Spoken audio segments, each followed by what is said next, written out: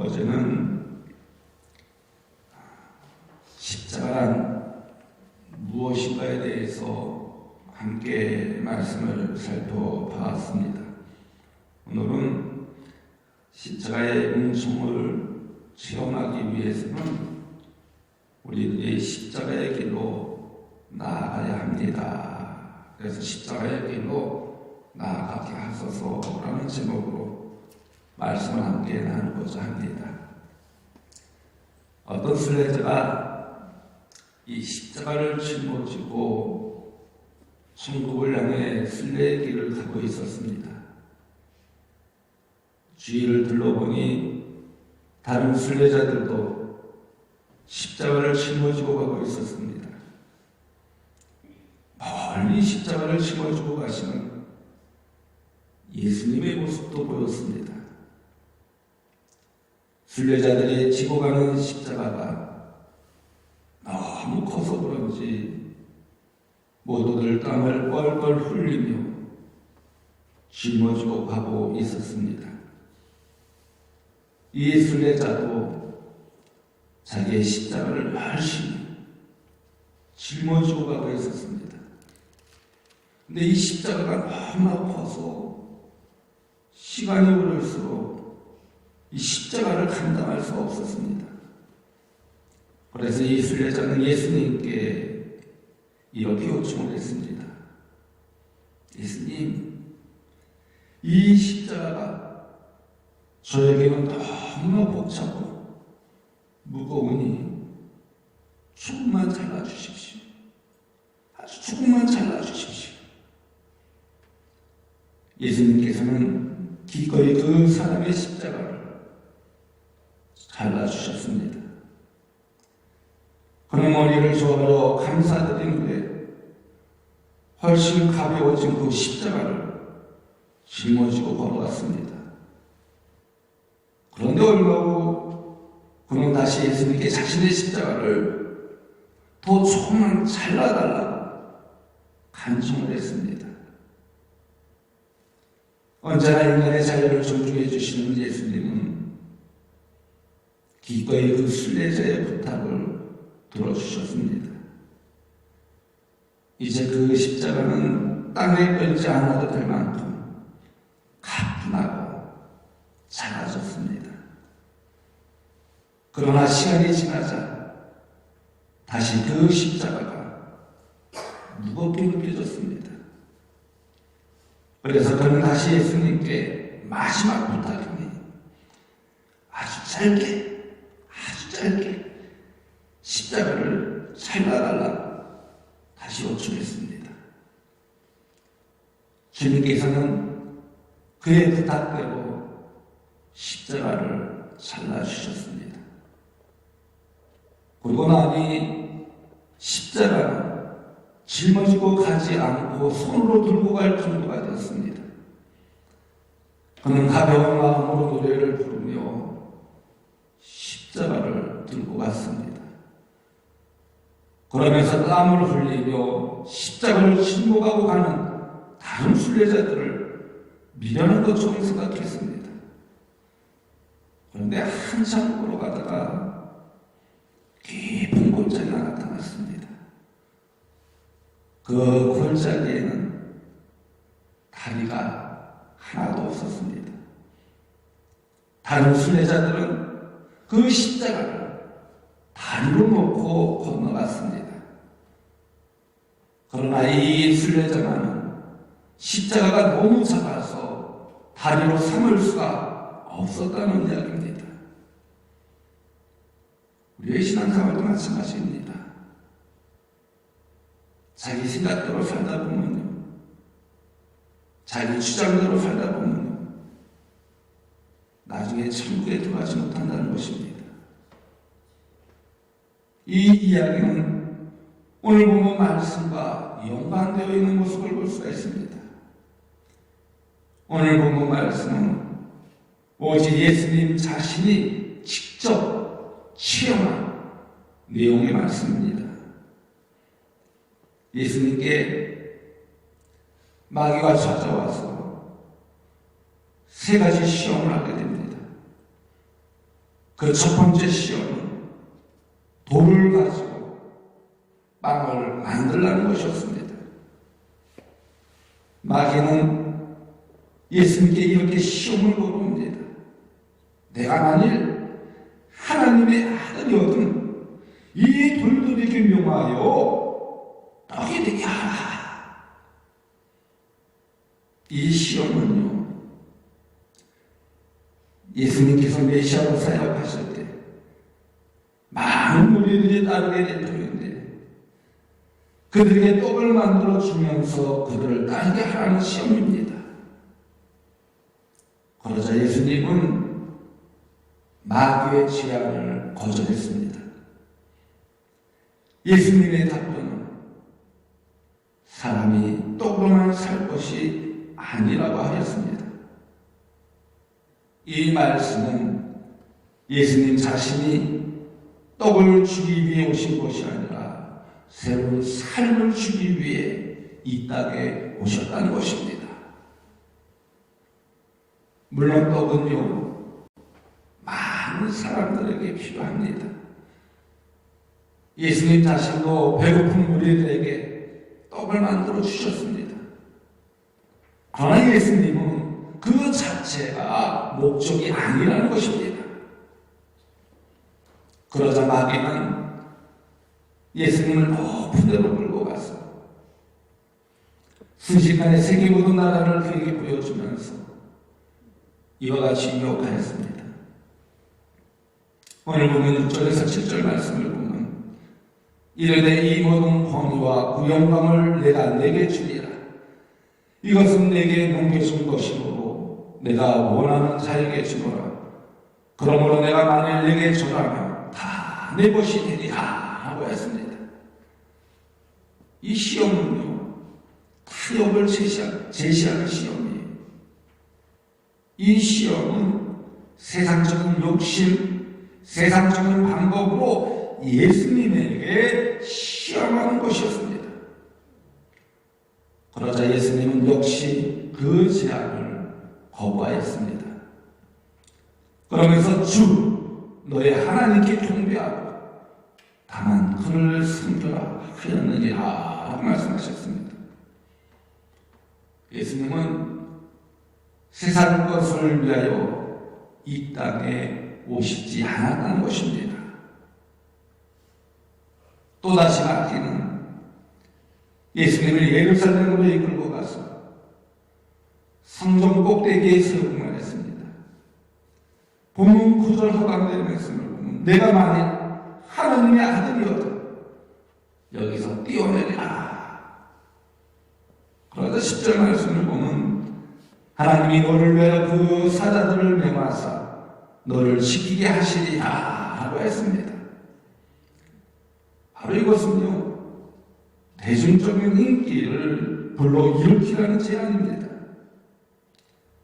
예수님은 이 시험 역시 거절하였습니다.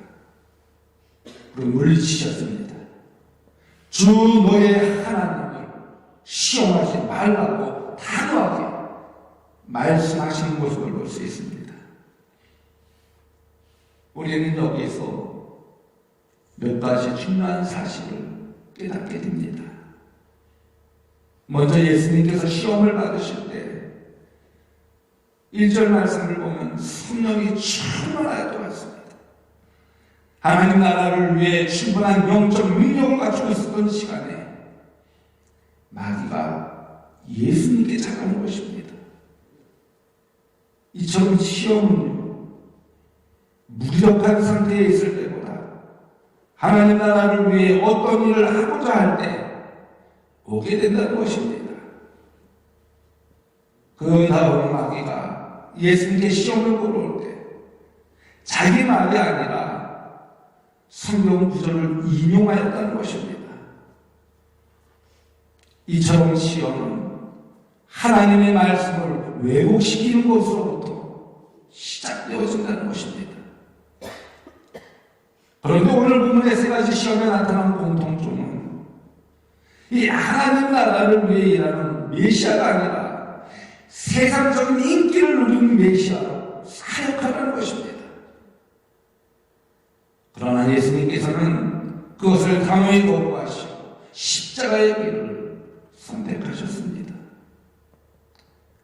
예수님께서 택하신 십자가의 길은 자기 자신을 많은 사람의 대성물로 메우는 바로 희생의 길이었습니다.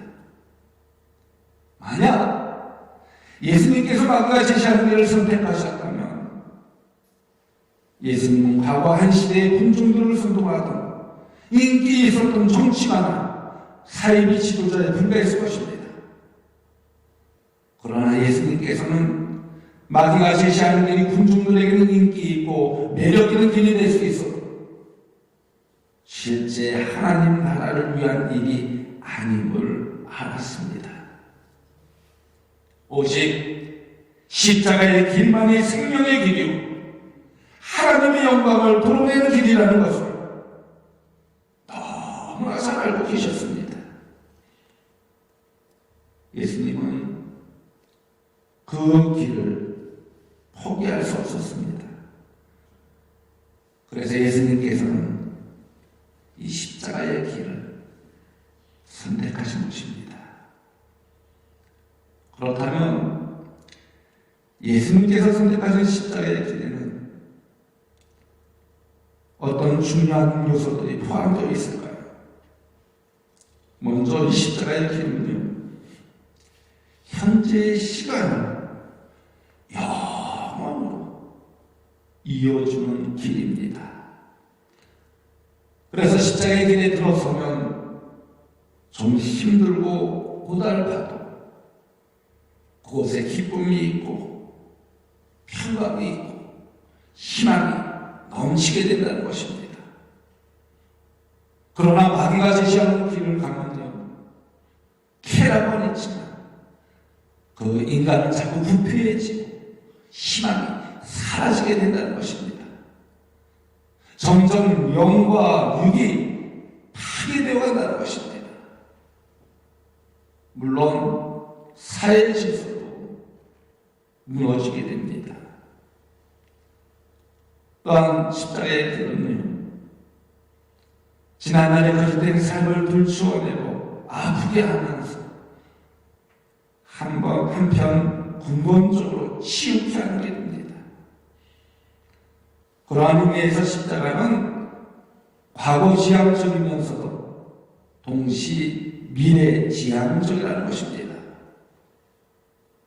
이 십자가의 길을 걷고 있노라면 지난날에 잘못 살아왔던 것들이 자꾸 떠오르게 됩니다.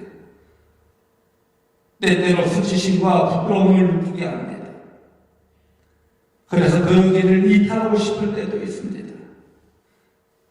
그러나 거기에는 회개가 뒤따르기 때문에 근본적인 치유가 있게 됩니다. 그리고 자신을 건강하게 회복시킵니다. 또한 십자가의 길은요, 하나님의 사랑을 이 세상 사람들에게 드러내 보이는 길입니다. 예수님은 십자가의 길을 걸으시면서 하나님이 이 세상을 사랑하고 계시다는 사실을 나타내 보여주셨습니다. 이 기독교 역사를 돌이켜보면 십자가의 길을 걸으면서 하나님이 사랑하시는 드러내 보이는 분들이 참으로 많습니다. 그분들 한 사람 한 사람 다 살펴보면요,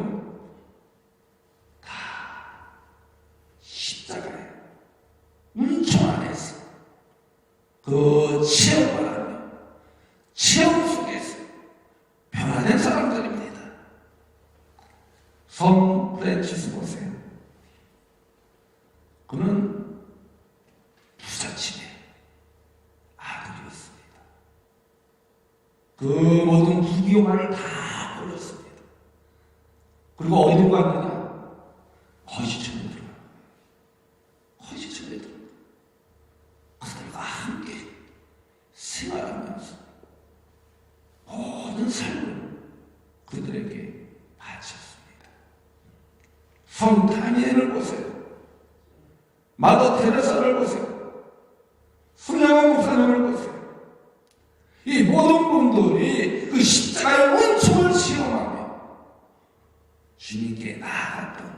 분들입니다. 그러기에 이 십자가의 길은 하나님의 사랑을, 하나님의 은총을 드러내는 길이라는 것입니다. 다음으로 십자가의 길은요, 인간 완성의 절정은 부활에 이르는 길입니다. 인간의 진정한 자기 실현은 옛사람을 십자가에 못 박고 부활의 주님의 영이 우리 가운데 거하심으로 이루어집니다. 예수님은 십자가의 길을 끝까지 걸으시고 부활의 영광이라는 승의 완성점에 도달하게 되었습니다. 부활은 인류의 유일한 희망이요, 모든 피조물이 고대한 것입니다. 부활은 인간의 운명뿐만 아니라 역사를 궁극적으로 새롭게 해석할 수 있는 정점입니다. 부활은 인간의 삶에서 새로운 것이 무엇인지 보여주는 사건입니다. 그러기에 십자가는 절망의 문이 아니라, 슬픔의 문이 아니라 희망의 문이라는 것입니다. 여러분, 우리가 죽고 부활하게 됨을 믿습니까? 부활하게 됨을 믿습니까? 우리는 이 세상을 바라보는 백성이 아닙니다. 영원한 하나님 나라를 바라보는 백성이에요. 하나님 나라를 바라보는 자녀들이. 그러게 이 십자가의 길을 통해서 부활에 이르게 된다는 것입니다. 그리고 십자가의 길은요, 의의 길이며 공의의 길이며 자신의 이기심과 욕망을 초월해가는 길입니다. 다시 말씀드리면 이 길은 그 나라와 그 의를 추구해 나가는 길이라는 것입니다. 바로 이 길은 하나님이 인정하시는 길입니다. 이 세상에는 하나님이 인정하시는 길이 있고 그렇지 않은 길이 있습니다. 결국 십자가의 길은 하나님께 복종하며 섬기는 길입니다. 예수님은 하나님께 죽기까지 복종하며 섬김을 받는 것이 아닌 섬김의 삶을 살아가셨습니다. 여러분 이 세상에서 그리스도를 따르는 길은 바로 이 십자가의 길을 걸어가는 것입니다. 바로 이 길을 가지 않고서는 우리는 부활의 영광을 도달할 수 없다는 것입니다. 이 세상에는 우리가 선택할 수 있는 길이 많지 않습니다. 그러한 가운데 우리 그리스도인들이 선택해야 할 길은 바로 십자가의 길이라는 것입니다. 십자가의 길로 나아갈 때만이 참된 기쁨과 평강과 희망이 넘치게 될 줄로 믿습니다. 이번 제4의 기사만의 특별 새벽기도를 통해서 그 십자가의 길로 나아가기를 결단하는 여러분들 되어지길 간절히 소망합니다. 그래서 하나님 나라를 바라보며 승리함으로는 우리 모든 성도들 되어지기를 간절히 소망합니다.